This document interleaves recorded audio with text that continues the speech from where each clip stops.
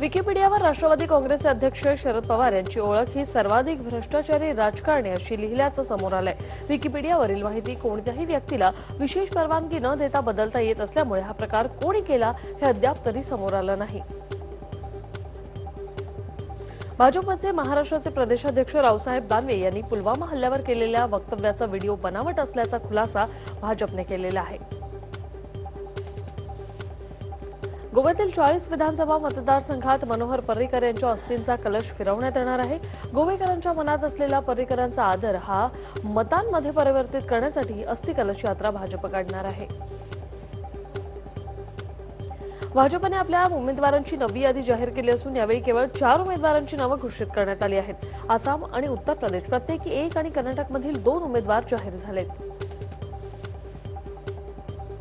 दिल्लीतील जवाहरलाल नेहरू विद्यापीठात उपोषणकर्त्या विद्यार्थ्यांनी कुलगुरूच्या घराला घेराव घातला। विद्यार्थ्यांनी कुलगुरूच्या घरात जबरदस्तीने घुसून कुलगुरूच्या पत्नीला ओलीस ठेवल्याचा आरोप सुरक्षा रक्षकांनी केलाय। सिने अभिनेत्री उर्मिला मातोंडकर काँग्रेसमध्ये प्रवेश करणार आहे। उर्मिला मातोंडकरला उत्तर मुंबई गोपाळ शेट्टी यांच्या विरोधात मैदानात उतरवण्याची काँग्रेसची रणनीती आहे। पालघरमधील जागेवर शिवसेनेकडून आज उमेदवार जाहीर होण्याची शक्यता आहे। श्रीनिवास वनगा यांच्याबाबत अद्यापही शिवसेना साशंक आहे। पालघरमध्ये तुल्यबळ उमेदवार शिवसेनेला मिळत नसल्याची सध्या चर्चा सुरू आहे। भारतातील बदललेल्या नियमांमुळे मार्च अखेरीस देशातील निम्मी एटीएम मशीन बंद कराव्या लागणार असल्याचा इशारा सीएटीएमआय संघटनेने दिलाय। देशात सध्या 2.38 लाख एटीएम आहेत, यापैकी 1.13 लाख मशीन्स बंद होण्याची शक्यता आहे।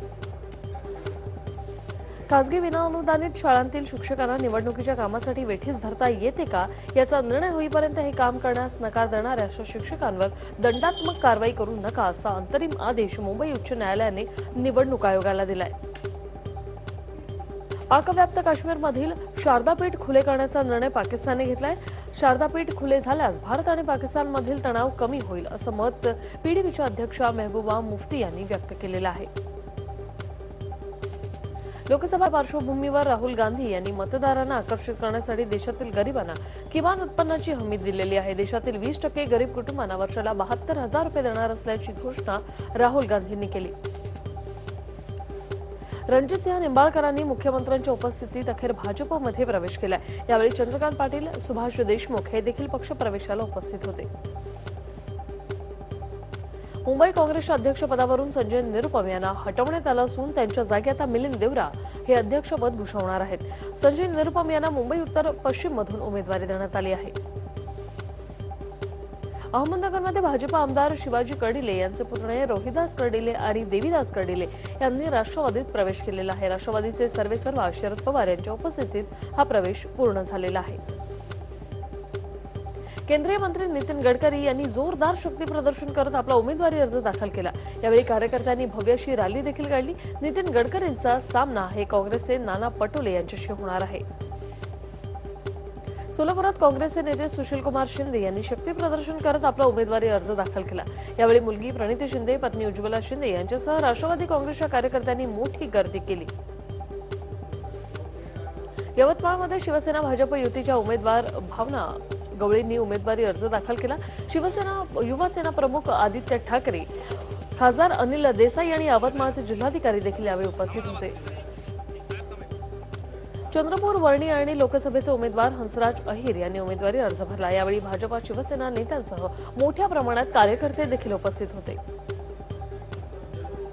काँग्रेस प्रदेशाध्यक्ष अशोक चव्हाण यांनी नांदेडमधून उमेदवारी अर्ज भरला। नांदेडमधून लोकसभा निवडणूक लढवण्यासाठी अशोक चव्हाण काहीसे नाराज होते। पक्षश्रेष्ठींनी दबाव आणल्याने अखेर चव्हाणांनी उमेदवारी अर्ज दाखल केला। सोलापुरात शक्ती प्रदर्शन करत प्रकाश आंबेडकर यांनी आपली उमेदवारी जाहीर केलेली आहे आणि अर्ज देखील भरलेला आहे। या रॅलीत भारिप कार्यकर्त्यांसह वंचित बहुजन आघाडीच्या कार्यकर्त्यांनी मोठ्या संख्येने हजेरी लावली होती। चंद्रपूर लोकसभा मतदारसंघासाठी बहुजन वंचित आघाडीच्या वतीने उमेदवारी अर्ज दाखल करण्यात आला।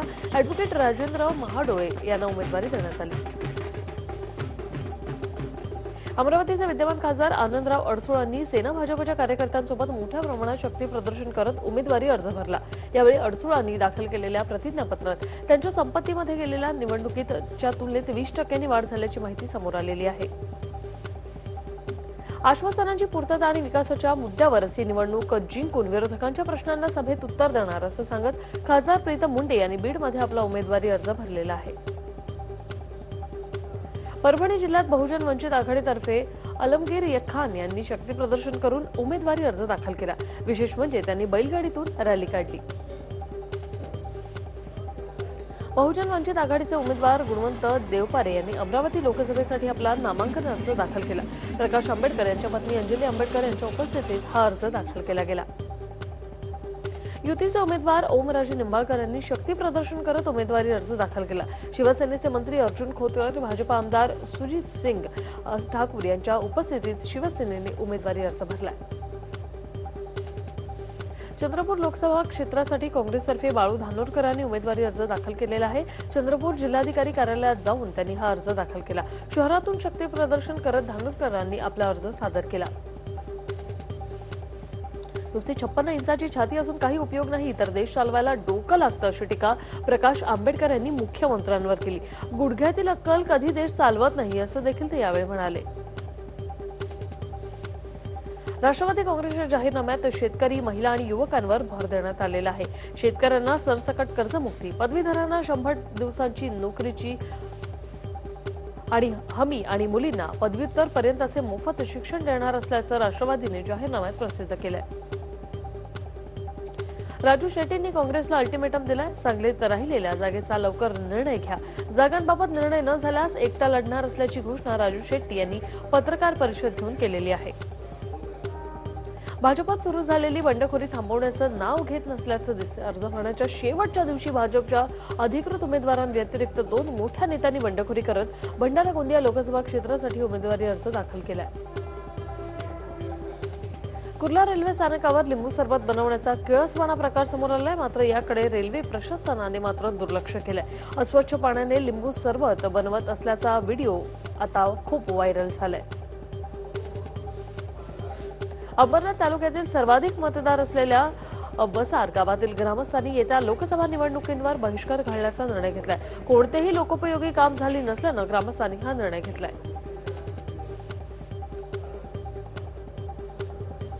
दानवे यांना फक्त पाकिस्तानमध्ये पाठवा आणि त्यांचा DNA तपासून पहा अशी टीका आमदार बच्चू कडू यांनी रावसाहेब दानवेंवर केली.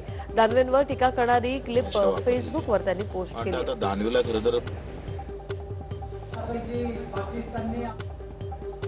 सैनिकांचा अपमान करणाऱ्या रावसाहेब दानवेंची तात्काळ प्रदेशाध्यक्ष पदावरून हकालपट्टी करा अशी मागणी महाराष्ट्र प्रदेश काँग्रेस कमिटीचे सरचिटणीस व प्रवक्ते सचिन सावंत यांनी केली आहे.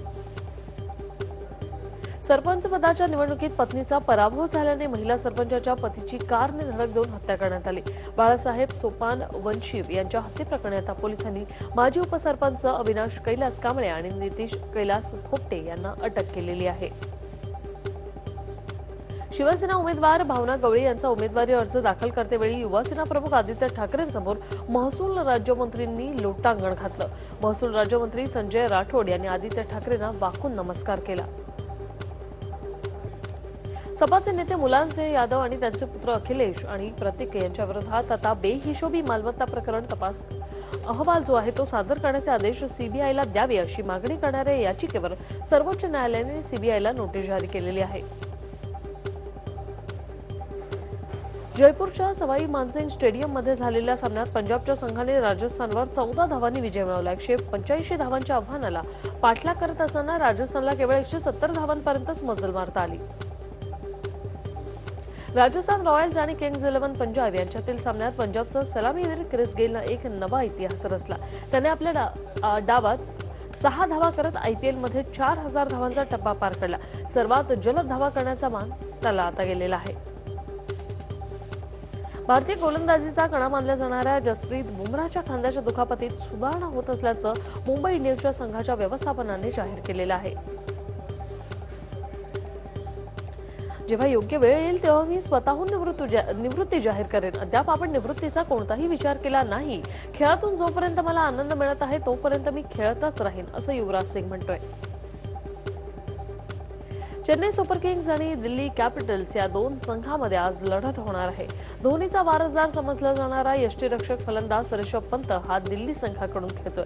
त्यामुळे ही लढत आता सिनियर धोनी विरुद्ध ज्युनियर धोनी अशी होणार आहे. रोहित शेट्टीच्या सूर्यवंशी चित्रपटात कॅटरीना कैफ दिसणार आहे. तब्बल 9 वर्षांनंतर कॅटरीना आणि अक्षय ही जोडी चित्रपटासाठी पुन्हा एकदा एकत्र येते. लग्नाची बहीण रंगोली देखील ऍसिड हल्ल्याला बळी पडली होती. त्यामुळे दीपिकाचा छपाकमधील लुक पाहिल्यानंतर रंगोलीला तिच्या त्या वाईट दिवसांची आठवण झाली. रंगोलीने एका मुलाखतीत तिच्यावर झालेल्या ऍसिड हल्ल्याबद्दल सांगितलं होतं. इरफान खान आता 2017 मधील साकेत चौधरी याचा चित्रपटाच्या हिंदी मीडियम या सिक्वल मध्ये दिसणार आहे. हा चित्रपटात भारतीय शिक्षण व्यवस्थेवर प्रकाश टाकणार आहे. विशेष म्हणजे सिक्वल इंग्लिश मीडियम असं नाव टायटल आहे. हा व्हिडिओ तुम्हाला आवडला असेल तर असे आणखी व्हिडिओ पाहण्यासाठी TV9चं YouTube चॅनल सबस्क्राइब करा, बेल बटन दाबा. ताज्या घडामोडींसाठी लॉग ऑन करा tv9marathi.com.